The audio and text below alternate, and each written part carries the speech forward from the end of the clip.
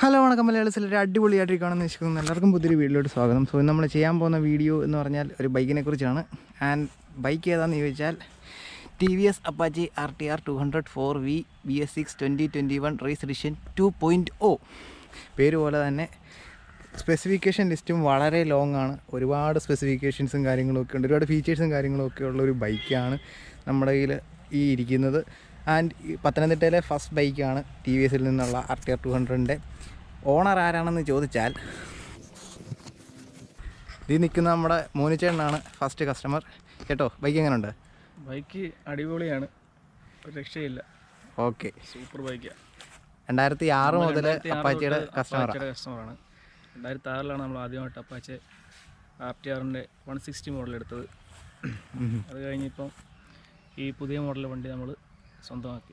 അപ്പാച്ചിയുടെ die hard ഫാനാണ്. So നമുക്ക് കാര്യത്തിലോട്ട് തിരിച്ചു വരാം. ഇതെന്ന് പറഞ്ഞാൽ നമ്മളുടെ ബ്ലാക്ക് കളർ എഡിഷനാണ് വരുന്നത്. ഇതുപോലെ തന്നെ ബ്ലൂ കളറും വൈറ്റ് കളറും ഉണ്ട്. എനിക്ക് പേഴ്സണലി മാറ്റ് ബ്ലൂ ആയിരുന്നു കുറേ കൂടെ ഫോട്ടോ ഒക്കെ കണ്ടപ്പോൾ ഇഷ്ടപ്പെട്ടിരുന്നത്. പക്ഷേ നേരിട്ട് കണ്ടപ്പം ബ്ലാക്കാണ് കുറേ കൂടെ ലുക്ക് എന്ന് തോന്നുന്നു. എന്താണെന്നുണ്ടെങ്കിലും ഒരു പ്രീമിയം ഫിനിഷ് മൊത്തത്തിൽ ബൈക്കിന് വന്നിട്ടുണ്ട്. നമ്മളുടെ ലുക്കും കാര്യത്തിലൊക്കെ വരുവാണെന്നുണ്ടെങ്കിൽ എല്ലാവർക്കും ഇഷ്ടപ്പെടുന്ന രീതിയിലുള്ള ലുക്കാണെന്നാണ് ഞാൻ വിശ്വസിക്കുന്നത്. നല്ല രസമാണ് വണ്ടി കാണാൻ. എൻ്റെ പ്രധാനപ്പെട്ട ഒരു പ്രശ്നമായിരുന്നു ഈ ഹെഡ്ലൈറ്റ്. ഫോട്ടോയിലൊക്കെ കണ്ടപ്പം ഭയങ്കര മോശമായിട്ടൊക്കെ തോന്നി. എങ്കിലും ഒരു തരത്തിലുള്ള പ്രശ്നവും കാര്യങ്ങളും ഒന്നും നേരിട്ട് കാണുമ്പം തോന്നത്തില്ല. എങ്കിലും പേഴ്സണലി എനിക്ക് കഴിഞ്ഞ എഡിഷനിലുള്ള ഹെഡ്ലൈറ്റ് ആയിരുന്നു കൂടുതൽ ഇഷ്ടപ്പെട്ടത്. ഇത് വരുന്നത് DRLാണ്. അകത്തെ ട്വിൻ ലാമ്പ് സെറ്റപ്പാണ് വരുന്നത്. അതുപോലെ തന്നെ ഹാലജൻ ഇൻഡിക്കേറ്റേഴ്സാണ് വരുന്നത്. എല്ലാം കൊണ്ടും ലുക്കും കാര്യങ്ങളൊക്കെ എന്ന് പറഞ്ഞാൽ വളരെ ഫ്യൂച്ചറിസ്റ്റിക് ആയിട്ടുള്ളൊരു ലുക്കാണെന്ന് വേണമെങ്കിൽ നമുക്ക് പറയാം. സോ നമ്മളുടെ ടയർ വരുന്നത് 90/90/17 ഇഞ്ച് TVSൻ്റെ ടയേഴ്സാണ്. Of course dual channel ABS ഉണ്ട്. ഫ്രണ്ടും ബാക്കും ഡിസ്ക് ബ്രേക്സ് ആണ് വരുന്നത്. ഷോവയുടെ ഞാൻ ഓൾറെഡി പറഞ്ഞ പോലെ തന്നെ അഡ്ജസ്റ്റബിൾ സസ്പെൻഷനാണ്. നമുക്ക് അതിനകത്ത് സ്റ്റിഫും സോഫ്റ്റും ഇവിടെ അഡ്ജസ്റ്റ് ചെയ്യാൻ പറ്റും. ഇവിടെ വെച്ചിട്ട് സ്റ്റിഫും സോഫ്റ്റുമായിട്ട് അഡ്ജസ്റ്റ് ചെയ്യാൻ പറ്റും. അങ്ങനെ നമുക്ക് റൈഡ് ഹൈറ്റ് കൂട്ടുകയും കുറയ്ക്കുകയും ചെയ്യാം. 200cc എഞ്ചിനാണ് വരുന്നത്. 5 സ്പീഡ് ഗിയർ ബോക്സ് ആണ്. ഓയിൽ കൂൾഡ് എഞ്ചിനാണ്. സോ അതിനകത്ത് കാര്യമായ മാറ്റമൊന്നും കഴിഞ്ഞ തവണത്തൊന്നും വന്നിട്ടില്ല. പിന്നെന്ന് പറഞ്ഞാൽ ഈ എക്സോസ്റ്റ് കാണുമ്പോൾ വലിയ ലുക്കൊന്നും ഇല്ലെങ്കിലും പല ലിറ്റർ ക്ലാസ് ബൈക്കുകളെ പോലും പിന്തള്ളുന്ന രീതിയിലുള്ള എക്സോസ്റ്റ് നോട്ടാണ്. ഒരു രക്ഷയില്ല, വളരെ സ്വീറ്റായിട്ടുള്ള എക്സോസ്റ്റാണ് വരുന്നത്. ടയർ വരുന്നത് 130 സെക്ഷൻ ടയേഴ്സ്, അതും യൂറോ ഗ്രിപ്പിൻ്റെ ടയേഴ്സാണ് വരുന്നത്. സോ എന്തൊക്കെ പറഞ്ഞാലും ബൈക്കിൻ്റെ ലുക്ക് പിന്നെയും പറയാതിരിക്കാൻ പറ്റത്തില്ല. ബൈക്കിന് നല്ല സൂപ്പർ ലുക്കാണ് വരുന്നിട്ടുള്ളത്. സോ സീറ്റ് വളരെ സോഫ്റ്റ് സീറ്റാണ്. ഈ സീറ്റ് ഡിസൈൻ ചെയ്തത് നമ്മളുടെ RS 200ൻ്റെ ടെയിൽ ലൈറ്റ് ഡിസൈൻ ചെയ്ത സെയിം ആളാണെന്ന് എനിക്ക് തോന്നുന്നു. എന്താണെങ്കിലും പില്ലൻ സീറ്റും അതുപോലെ തന്നെ വളരെ സോഫ്റ്റാണ്. വലിയ സീറ്റാണ് വരുന്നത്. അത്യാവശ്യം വണ്ണമുള്ളവർക്ക് പോലും നല്ല സുഖകരമായി യാത്ര ചെയ്യാൻ പറ്റുന്ന രീതിയിലുള്ള സീറ്റാണ് വരുന്നത്. ഗ്രാബ് റെയിൽ ഫങ്ഷണലായിട്ടുള്ള ഗ്രാബ് റെയിലാണ്. നമുക്ക് നല്ല രീതിയിൽ ഹോൾഡ് ചെയ്യാൻ പറ്റും. ടെയിൽ ലാമ്പ് പിന്നെ നമ്മളുടെ സെയിം ഡിസൈൻ തന്നെ ടെയിൽ ലാമ്പ് വരുന്നത്. ഇൻഡിക്കേറ്റർ ഫ്രണ്ടിലെ പോലെ തന്നെ ഹാലജൻ യൂണിറ്റ്സാണ് വരുന്നത്. ഹഗ്ഗറും കാര്യങ്ങളും ഒക്കെ കുറച്ചുകൂടെ മെച്ചപ്പെടുത്തായിരുന്നു ഹഗ്ഗറിൻ്റെയൊക്കെ ഡിസൈൻ എന്ന് എനിക്ക് തോന്നുന്നു. അതുപോലെ തന്നെ നമ്മളുടെ സാരി ഗാർഡ് നിങ്ങൾക്ക് ക്യാമ്പൊക്കെ ചെയ്യുകയാണെന്നുണ്ടെങ്കിൽ വേണമെങ്കിൽ ബാർബിക്യൂ ഒക്കെ ഉണ്ടാക്കാൻ വേണ്ടിയിട്ട് ഉപയോഗിക്കാം. ആ ഒരു പർപ്പസും കൂടെ ഉദ്ദേശിച്ചിട്ട് ഉണ്ടാക്കിയിരിക്കുന്ന ഒരു സാരി ഗാർഡാണ് ഇതിനുള്ളത്. സോ ഓൾ ടുഗദർ വളരെ നല്ല ഡിസൈനാണ് RTRൻ്റെ വരുന്നത്. സോ സ്വിച്ചസ് ആയിട്ട് വരുന്നത് ഒന്ന് pass light, low beam, high beam, ഇതിന് ഇൻഫർമേഷൻസ് ടോഗിൾ ചെയ്യാനുള്ള I button. Next indicator switch വരുന്നുണ്ട്. ഹോൺ ഡീസൻ്റ് ആയിട്ടുള്ളൊരു ഹോണാണ്. എൻജിൻ കിൽ സ്വിച്ച് ഉണ്ട്. ഓൾറെഡി പറഞ്ഞ പോലെ തന്നെ റൈഡിംഗ് മോഡ് മാറ്റാനുള്ള സംഭവം. അതുപോലെ തന്നെ എൻജിൻ്റെ സ്റ്റാർട്ടിംഗ് സ്വിച്ച്. നെക്സ്റ്റ് നമ്മൾ കൺസോളിലോട്ട് നോക്കുകയാണെങ്കിൽ ഒരുപാട് ഇൻഫർമേഷൻസ് ഉള്ള ഒരു കൺസോളാണ് ഇതിനകത്ത് വരുന്നത്. മേളിൽ ലെഫ്റ്റ് സൈഡിൽ നമുക്കൊരു ഫ്യൂൽ ഗേജ് കാണിക്കാൻ പറ്റും, ക്ലോക്ക് കാണിക്കും. അതുപോലെ തന്നെ ഇതിനകത്ത് ആവറേജ് സ്പീഡ് കാണിക്കും, ടോപ്പ് സ്പീഡ് കാണിക്കും. ലാപ്പ് ടൈമർ മോഡുണ്ട്. ഹൈ സ്പീഡ് ഇതിനകത്ത് മാക്സിമം ചെയ്തിട്ടുള്ള സ്പീഡ് 103 സോ അതുകൊണ്ട് ഹൈ സ്പീഡ് കാണിക്കുന്നുണ്ട്. 0 to 60 കാണിക്കുന്നുണ്ട്. നെക്സ്റ്റ് സർവീസും കാര്യങ്ങളൊക്കെ കാണിക്കുന്നുണ്ട്. ന്യൂട്രൽ ഗിയർ പൊസിഷൻ ഇൻഡിക്കേറ്റർ കാണിക്കുന്നുണ്ട്. ഓഫ് കോഴ്സ് സ്പീഡോമീറ്റർ, ടാക്കോമീറ്റർ, നമ്മളുടെ ടോട്ടൽ ഓഡോമീറ്റർ ഉണ്ട്. അതിനകത്ത് തന്നെ ട്രിപ്പ് മീറ്ററും കാര്യങ്ങളൊക്കെ ഉണ്ട്. Trip A, trip B, odometer. ഇതാണ് നമ്മുടെ സ്മാർട്ട് കണക്റ്റിൻ്റെ ആപ്ലിക്കേഷൻ. ഇതിനകത്ത് നമുക്ക് കണക്റ്റ് കൊടുക്കുകയാണെന്നുണ്ടെങ്കിൽ വണ്ടി ബ്ലൂടൂത്തുമായിട്ട് പെയറായി കഴിഞ്ഞാൽ നമുക്ക് ഇതിനകത്തുനിന്ന് ടേൺ ബൈ ടേൺ നാവിഗേഷൻ ഇതിനകത്ത് കാണിക്കും. അതുപോലെ തന്നെ ലീൻ ആംഗിൾ, ലാപ്പ് ടൈമറും കാര്യങ്ങളൊക്കെ കാണിക്കും. നാവിഗേഷനകത്ത് വരുന്നതെന്ന് പറഞ്ഞാൽ ടേൺ ബൈ ടേൺ നാവിഗേഷനാണ്. നമുക്ക് എങ്ങോട്ട് പോകണം, ഏത് സൈഡിലോട്ട് പോകണം എന്നൊക്കെ ഉള്ളത് ജസ്റ്റ് ആരോ മാർക്കായിട്ടായിരിക്കും കാണിക്കുന്നത്. ഇത്ര മീറ്റർ കഴിയുമ്പോൾ അങ്ങോട്ട്, ഇത്ര മീറ്റർ കഴിയുമ്പോൾ ഇങ്ങനെ ഇട്ടുന്നത്. അതിനകത്ത് തന്നെ വേറെ ഒരു ഇൻട്രസ്റ്റിംഗ് ഫീച്ചർ എന്ന് പറഞ്ഞാൽ നമ്മളുടെ ഫ്യൂവൽ തീരുന്ന ഉടനെ തന്നെത്താനെ ഏറ്റവും നിയറസ്റ്റ് ആയിട്ടുള്ള പെട്രോൾ പമ്പിലോട്ട് റീറൂട്ട് ആവുകയും അങ്ങോട്ടുള്ള ഡിസ്റ്റൻസ് കാണിക്കുകയും ചെയ്യും. സോ ഇപ്പോൾ ഇതിനകത്ത് കണക്റ്റഡ് ആയിട്ടുണ്ട്. കണക്റ്റഡ് എന്ന് കാണിക്കും, കണ്ടോ പേരൊക്കെ കാണിക്കുന്നുണ്ട്. ഉള്ളതിലും ഈ ഫോണിലെ സ്ക്രീനിലും റൈഡ് ഇൻഫോർമേഷൻസൊക്കെ കാണിക്കും. ഡ്യൂറേഷൻ, ഡിസ്റ്റൻസ്, സ്പീഡ്, അതുപോലുള്ള കാര്യങ്ങൾ. പിന്നെ ഇതെന്ന് പറഞ്ഞാൽ നമ്മളുടെ ബൈക്ക് എവിടെയെങ്കിലും പോയി ക്രാഷ് ആവുകയാണെന്നുണ്ടെങ്കിൽ നമുക്ക് ഇതിനകത്ത് സേവ് ചെയ്തേക്കുന്ന എമർജൻസി നമ്പേഴ്സിലോട്ട് മെസ്സേജും കാര്യങ്ങളൊക്കെ പോകും.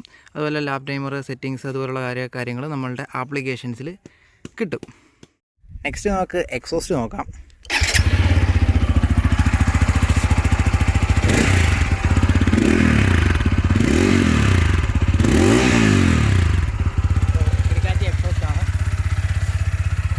ലൈറ്റ് വരുന്നത്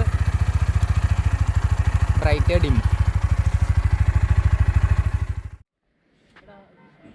സോ ഇത്രയൊക്കെ കാര്യങ്ങളാണ് വെളിയിലുള്ളത്. ബാക്കി നമുക്ക് ഓടിച്ചുകൊണ്ട് സംസാരിക്കാം.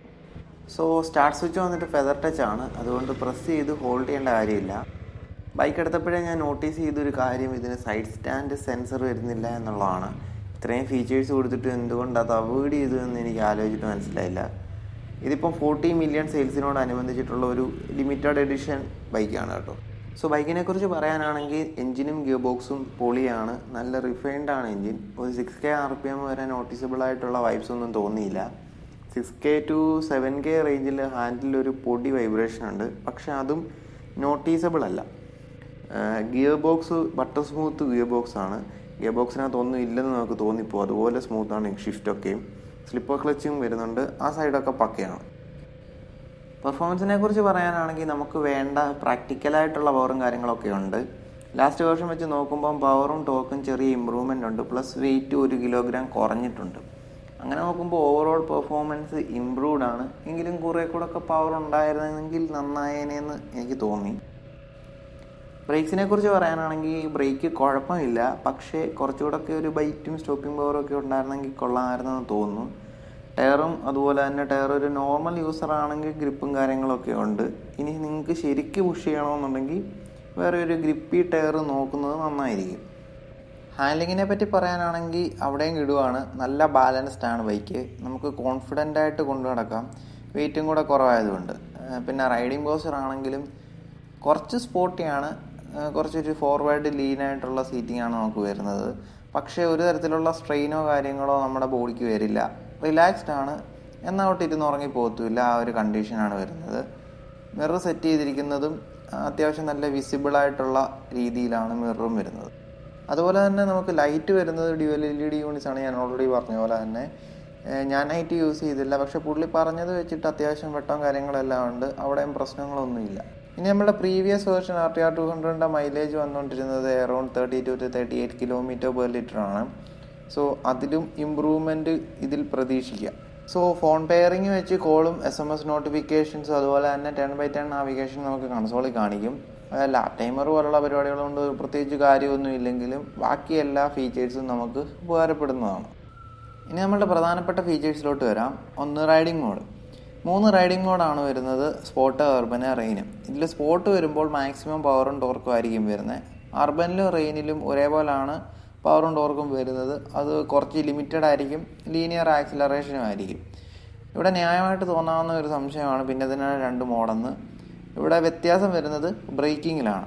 റെയിനാവുമ്പോൾ ABS കുറേ കൂടെ നേരത്തെ കിക്കിനാവും. അങ്ങനെ സ്ലിപ്പിംഗ് കണ്ടീഷൻസ് വരുമ്പോൾ നമുക്ക് ടയർ ലോക്ക് ആവാതെ നോക്കാൻ പറ്റും. അതാണ് ഈ റെയിൻ മോഡും അർബൻ മോഡും തമ്മിലുള്ള ഡിഫറൻസ്. ഇനി നമുക്ക് അതിന് മാത്രം പവർ ഇല്ലല്ലോ, പിന്നെ ഇതിൻ്റെയൊക്കെ ആവശ്യമുണ്ടോ എന്നുള്ളൊരു ചോദ്യം വരുവാണെങ്കിൽ 2 ടൈപ്പ് ആൾക്കാർക്കാണ് ഇത് ഉപയോഗപ്പെടുന്നത്. ഒന്നെന്ന് പറഞ്ഞാൽ ബൈക്ക് തീരെ ഓടിച്ച് പരിചയമില്ലാത്തൊരു ന്യൂ റൈഡറിന് എല്ലാം കൂടെ ഒന്ന് സിങ്കായി വരുന്നവരെ യൂസ് ചെയ്യാം. ഇല്ലാന്നുണ്ടെങ്കിൽ രണ്ടാമത്തെ ഒരു ടൈപ്പ് എന്ന് പറഞ്ഞാൽ നമ്മൾ സിറ്റി ലിമിറ്റ്സിലാണ് കൂടുതൽ യൂസ് ചെയ്യുന്നത്. വർക്ക് ചെയ്യുന്നവർക്ക് ഏതാണെങ്കിലും അവർക്ക് പവർ മാക്സിമം യൂസ് ചെയ്യാൻ പറ്റത്തില്ല. സോ അത് ട്രേഡ് ഓഫ് ചെയ്തിട്ട് മൈലേജ് കൂട്ടുക എന്നുള്ളൊരു കൺസെപ്റ്റ് വെച്ച് നോക്കുകയാണെന്നുണ്ടെങ്കിൽ അവിടെ ഇത് ഉപയോഗപ്പെടും. ഏകദേശം 2 to 4 km/l മൈലേജിൽ ഇമ്പ്രൂവ്മെൻറ്റ് കാണും എന്ന് പറയപ്പെടുന്നത്. സോ ഏതാണേലും സിറ്റിയിൽ നമുക്ക് സ്പീഡിൽ പോകാൻ പറ്റത്തില്ല, പവർ യൂസ് ചെയ്യാൻ പറ്റത്തില്ല. അങ്ങനെയുള്ളപ്പോൾ മൈലേജ് കിട്ടട്ടെ എന്നുള്ള ഒരു കൺസെപ്റ്റ് വെച്ചിട്ട് നമുക്ക് യൂസ് ചെയ്യാം. അങ്ങനെയാണേലും ഇതൊരു പ്ലസ് പോയിന്റ് തന്നെയാണ്. അല്ലാത്ത പക്ഷം റൈഡിംഗ് മോഡിൻ്റെ ഒന്നും ആവശ്യം നമുക്ക് വരത്തില്ല. ഇനി അഡ്ജസ്റ്റബിൾ ഷോക്കിൻ്റെ കേസ് എടുക്കുകയാണെങ്കിൽ ഓൾറെഡി ഒരു സീറ്റ് സ്പോട്ടിലാണ് ഷോക്ക് സെറ്റ് ചെയ്തിരിക്കുന്നത്. എന്നാൽ അതിൻ്റെ ഒരു യൂസ് വരുന്നത്, സപ്പോസ് നമ്മളൊരു പില്ലിയനെ വെച്ചൊരു ലോങ് പോവാണ്, രണ്ടുപേരും അത്യാവശ്യം ഹെവിയാണ്, കുറേ ലഗേജസും കാര്യങ്ങളും ഒക്കെ ഉണ്ടെന്നുണ്ടെങ്കിൽ നോർമൽ കേസിൽ ഈ വെയിറ്റ് കാരണം ഷോക്കിൻ്റെ ഒരു ആക്ഷൻ കുറവായിരിക്കും. ഷോക്ക് കംപ്രസ്സായി തന്നെ ഇരിക്കും. അങ്ങനെ റീബൗണ്ട് കുറച്ച് കമ്പാരിറ്റീവ്ലി കുറവായിരിക്കും. സോ ഇങ്ങനെ വരുമ്പോൾ നമുക്ക് ആവശ്യമുള്ള പോയിന്റിലേക്ക് ഈ അഡ്ജസ്റ്റബിൾ ഷോക്ക് ആണെങ്കിൽ ആവശ്യമുള്ള പോയിന്റിൽ സെറ്റ് ചെയ്യാം. അതാണ് ഇതിൻ്റെ ഒരു ഏറ്റവും വലിയ പ്ലസ് പോയിന്റ്. അതുപോലെ തന്നെ നമ്മുടെ റോഡ് കണ്ടീഷൻസ് വെച്ച് സോഫ്റ്റോ ഹാർഡോ ഒക്കെ ആക്കാം. സോ അതും നല്ലൊരു സംഭവമാണ്. ഇനി നമ്മളുടെ പ്രധാനപ്പെട്ട കൺസേൺസിലോട്ട് നോക്കാം. ആദ്യം തന്നെ ഇതിൻ്റെ 5 സ്പീഡ് ഗിയർ ബോക്സ്. സോ നമ്മൾ വർഷങ്ങളായിട്ട് വിചാരിക്കുന്ന ഒന്നാണ് TVS അടുത്ത അപ്ഡേറ്റിൽ RTRൽ 6 സ്പീഡ് ഗിയർ ബോക്സ് കൊണ്ടുവരുമായിരിക്കും എന്നുള്ളത്. പക്ഷേ ഇതുവരെയായിട്ടും കൊണ്ടുവന്നിട്ടില്ല. 6ാമതൊരു ഗിയർ കൂടി ഉണ്ടായിരുന്നെങ്കിൽ ലോങ് ഒക്കെ പോകുമ്പോൾ കുറേ കൂടെ ഉപകാരപ്പെട്ടേനെ എന്നാണ് എനിക്ക് ഫീൽ ചെയ്യുന്നത്. ലോ ആൻഡ് മിഡും ഒക്കെ നമുക്ക് ആവശ്യമുള്ള ടോക്കും കാര്യങ്ങളൊക്കെ ഉണ്ട്. ഞാനിത് അധികം RPM റൈസ് ചെയ്തില്ല, കാരണം ഇത് ബ്രേക്ക് ഇൻ പീരീഡ് കഴിഞ്ഞിട്ടില്ലാത്തത് കൊണ്ട് ആ ലോവർ RPM പോലും നമുക്ക് അത്യാവശ്യം ടോർക്കി ആയിട്ടുള്ള ഒരു ഫീല് കിട്ടുന്നുണ്ട്. അതുകൊണ്ട് തന്നെ 6th ഒരു ഗിയർ ഉണ്ടായിരുന്നെങ്കിൽ എന്ന് ഞാൻ ആഗ്രഹിക്കുന്നുണ്ട്. രണ്ടാമത് വരുന്നത് ലിക്വിഡ് കൂളിംഗ് ഇല്ല എന്നുള്ളതാണ്. അതിലെനിക്ക് പറയാനുള്ളത്, ഇതൊരു ഹൈ കംപ്രഷൻ എഞ്ചിനൊന്നുമല്ല. 10:1 ആണ് റേഷ്യോ വരുന്നത്. അതുകൊണ്ട് തന്നെ അധികം ഹീറ്റൊന്നും എഞ്ചിനിൽ നിന്ന് വെളിയിലോട്ട് വരുന്നത്, നമുക്കൊരു ഡിസ്കംഫോർട്ടബിൾ ആയിട്ടുള്ള ലെവലിൽ ഹീറ്റൊന്നും ഇതിൽ നിന്ന് വരുന്നേ ഇല്ല. ഞാനിപ്പം പൊരി വെയിലത്താണ് കിടന്ന് തിത്തിധാര കളിച്ചുകൊണ്ടിരിക്കുന്നത്, എന്നിട്ട് പോലും എഞ്ചിൻ ഹീറ്റായിട്ടില്ല. സോ ഹീറ്റാവാത്തൊരു എഞ്ചിന് ലിക്വിഡ് കൂളിംഗ് കൊണ്ടുവരേണ്ട കാര്യമുണ്ടോ എന്ന് ചോദിച്ചാൽ വേണ്ടെന്നേ ഞാൻ പറയത്തുള്ളൂ. ഇനി മൂന്നാമത് നമ്മളുടെ ബിൽഡ് ക്വാളിറ്റിയും ഫിറ്റ് ആൻഡ് ഫിനിഷിലോട്ട് നോക്കുവാണെങ്കിൽ അതിൽ ഞാനൊരു 95% സാറ്റിസ്ഫൈഡ് ആണ്. ബട്ട് ചില പോർഷൻസിൽ അവർക്ക് കുറേ കൂടെ ശ്രദ്ധിക്കാനുണ്ട്. ലൈക്ക് ഈ ഹെഡ് പോർഷൻ, കട്ട് എഡ്ജ് ഒക്കെ ഇങ്ങനെ വെച്ചേക്കണം. ഒന്നെങ്കിൽ കവർ ചെയ്യുമോ അല്ലെങ്കിൽ കുറേ കൂടെ നീറ്റായിട്ട് അത് ഫിനിഷ് ചെയ്യുകയോ ചെയ്യാമായിരുന്നെന്ന് എനിക്ക് ഫീൽ ചെയ്തു. പക്ഷേ ബാക്കി എല്ലാ പോർഷൻസും നോക്കുവാണെങ്കിൽ, പാനൽ ഗ്യാപ്സ് ആണെങ്കിലും വെൽഡ് ആണെങ്കിലും എല്ലാം വളരെ നീറ്റായിട്ടാണ് ചെയ്തിരിക്കുന്നത്. നല്ല രീതിയിൽ ഫിറ്റ് ആൻഡ് ഫിനിഷ് വരുന്നുണ്ട്. പറയാൻ വിട്ടുപോയ മറ്റൊരു കാര്യം, നമുക്ക് റണ്ണിങ്ങിലും റൈഡിംഗ് മോഡ് മാറ്റാൻ പറ്റും. ഇതുപോലെ ജസ്റ്റ് ത്രോട്ടിൽ ക്ലോസ് ചെയ്ത് പിടിക്കണമെന്നേ ഉള്ളൂ, എന്നിട്ടിങ്ങനെ സ്വിച്ച് ചെയ്ത് മാറ്റാൻ പറ്റും. സോ ഇനി നമ്മൾ അപ്പാച്ചി RTR 200 എടുക്കണോ എന്നുള്ള ചോദ്യം. കോമ്പറ്റീറ്റേഴ്സിനെ വെച്ച് നോക്കുകയാണെന്നുണ്ടെങ്കിൽ വളരെ പ്രാക്ടിക്കലായിട്ടും ഫീച്ചറിസ്റ്റിക് ആയിട്ടുള്ള ഒരു ബൈക്കാണ് അപ്പാച്ചി RTR 200. എന്നിരുന്നാലും നമ്മൾ ആഫ്റ്റർ സെയിൽ സപ്പോർട്ട് ഒരു ചെറിയ പ്രശ്നമാണ്. പലപ്പോഴും മിക്സഡ് റിവ്യൂസാണ് വരുന്നത്. ചിലപ്പം നല്ല സർവീസാണെന്നും ചിലപ്പം നല്ല മോശം സർവീസാണെന്നും അതുപോലെ തന്നെ സ്പെയർ പാർട്സ് അവൈലബിലിറ്റിയിലും ചെറിയ തരത്തിലുള്ള പോരായ്മകളുണ്ട്.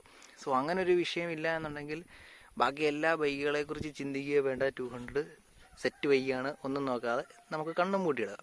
സോ ഇന്ന് ഇത്രയൊക്കെ തന്നെയാണ് ഈ വീഡിയോയിൽ ഞാൻ പറയുന്നത്. പക്ഷേ നിങ്ങൾക്ക് വീഡിയോ ഇഷ്ടപ്പെട്ടെന്ന് വിചാരിക്കുന്നു, പ്രയോജനപ്പെട്ടെന്ന് വിചാരിക്കുന്നു. ഇഷ്ടപ്പെട്ടെന്നുണ്ടെങ്കിൽ തീർച്ചയായിട്ടും ലൈക്ക് ചെയ്യുക, നിങ്ങളുടെ അഭിപ്രായങ്ങളൊക്കെ കമൻറ്റ് ചെയ്യുക. പുതിയൊരു വീഡിയോയിൽ വീണ്ടും കാണുന്നവർ it's me loco signing off for the video. Until then bye bye.